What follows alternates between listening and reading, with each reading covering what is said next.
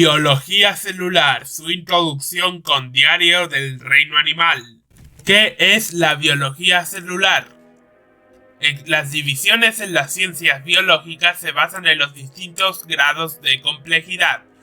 Es decir, tenemos bioquímica y biofísica, microbiología, biología celular, biología del desarrollo, anatomía, fisiología, zoología, botánica y ecología, pero la que nos centraremos en el día de hoy es la biología celular.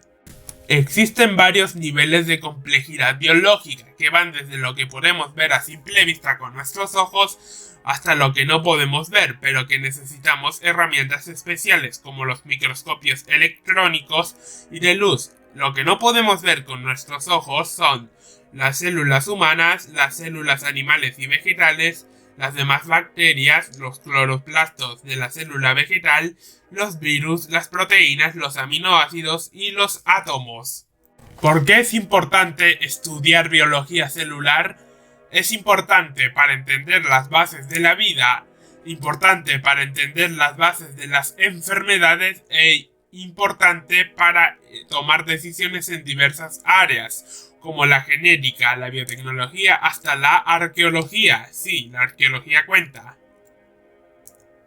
Y porque todos los seres vivos, incluidos los humanos, los animales y las plantas, estamos formados por células. Acá vamos a hablar de muchas cosas interesantes, pero lo más importante es un invento que permitió una entrada a un nuevo micromundo.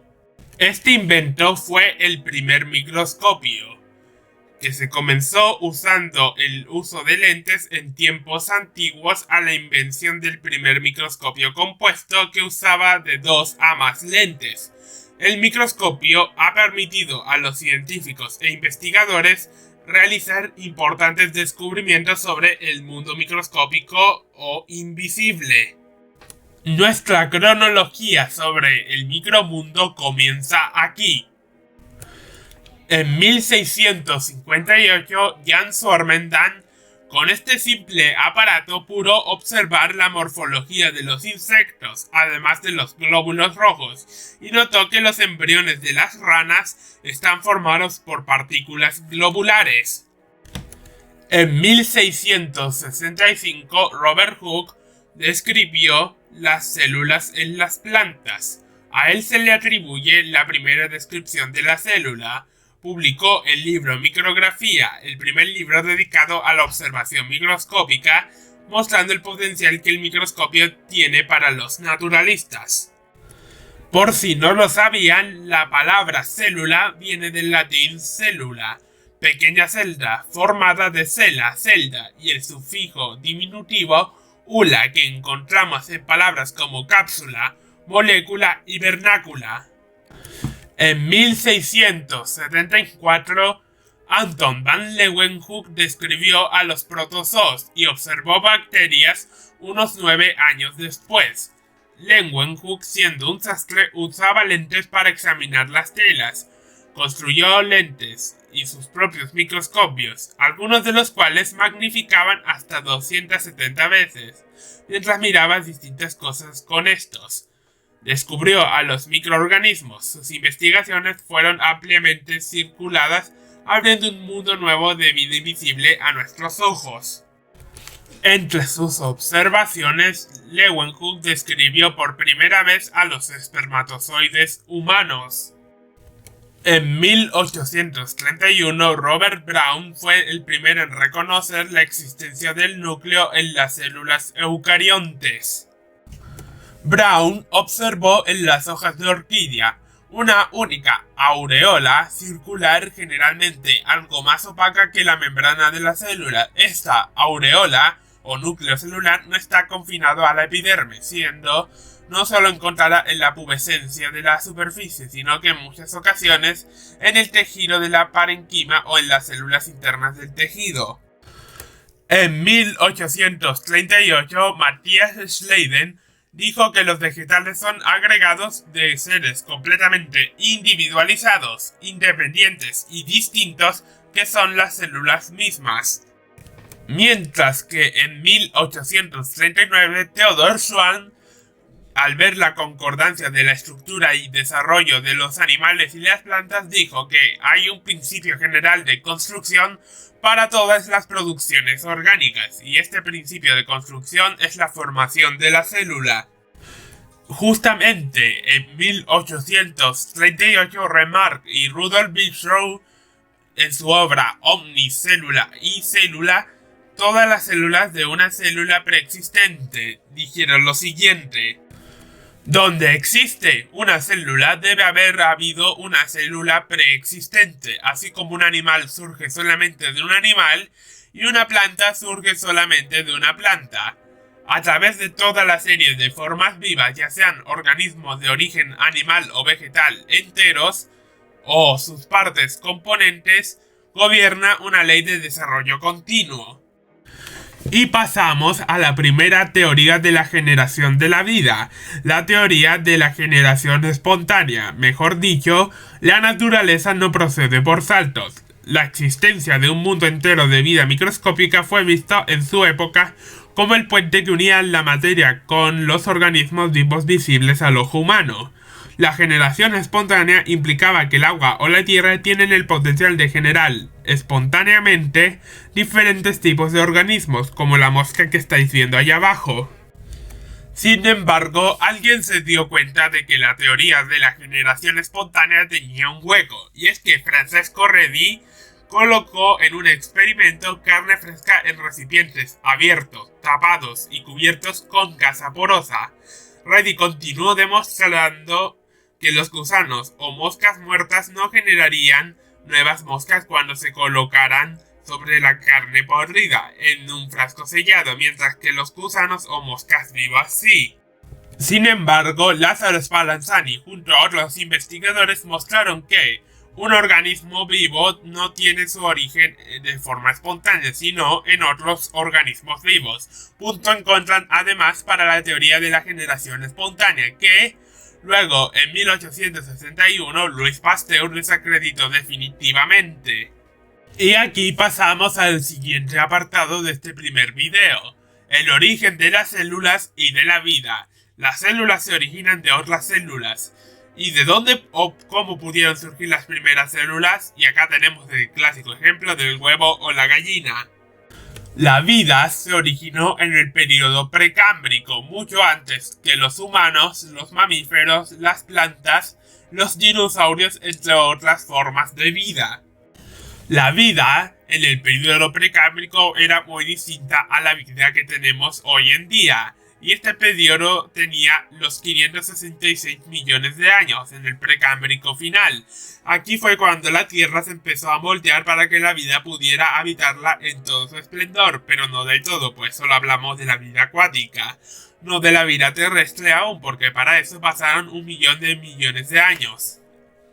Y acá tenemos que tener en cuenta algo muy importante: la teoría celular, que tiene los 3 principios. Principio 1. Todos los organismos vivos están formados por células. Principio 2.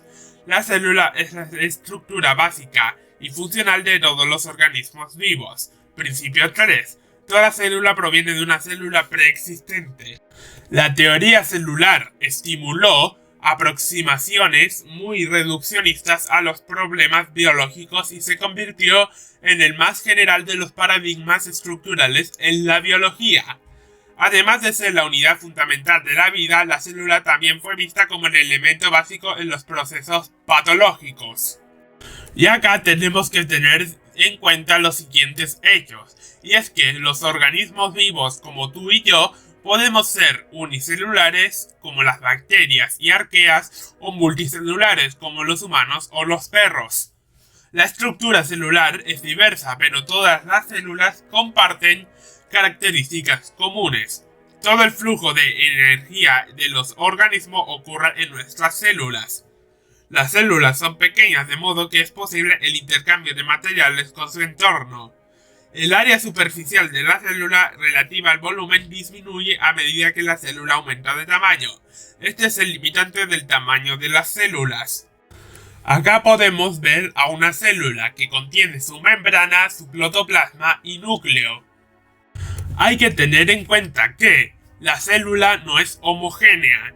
y que tiene un ergastoplasma, retículo endoplasmático, una mitocondria y el aparato de Golgi.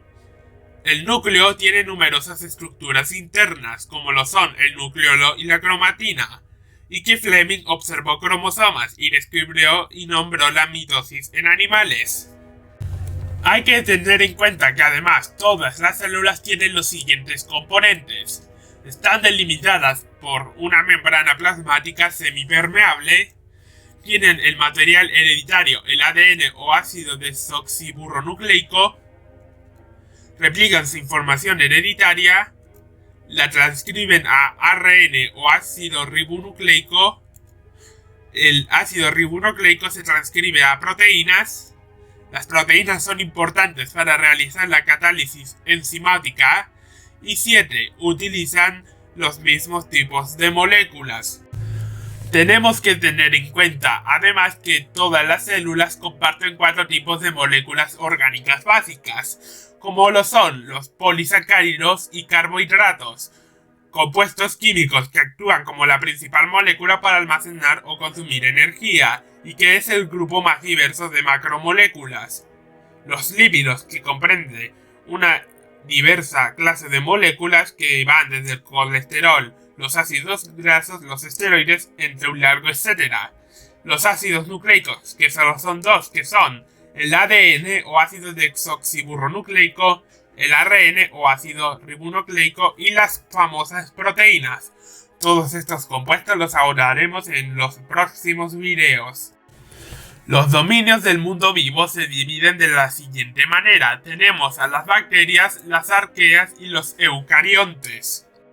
Abrimos un pequeño paréntesis y vamos a hablar de las arqueas. Estos organismos microscópicos son extremófilos, es decir, que habitan en ambientes muy extremos, como el volcán del Parque Yellowstone o las fumarolas submarinas, que son como unos tipos de volcanes submarinos. Las arqueas son unicelulares y tienen diversas formas, y además construyen sus membranas muy distinto a bacterias y eucariontes. Y acá terminamos con el paréntesis mostrando este ejemplo de las cadenas de isoprenos de las arqueas, los ácidos grasos no ramificados, la unión éster y la unión éter, el L-glicerol y el D-glicerol.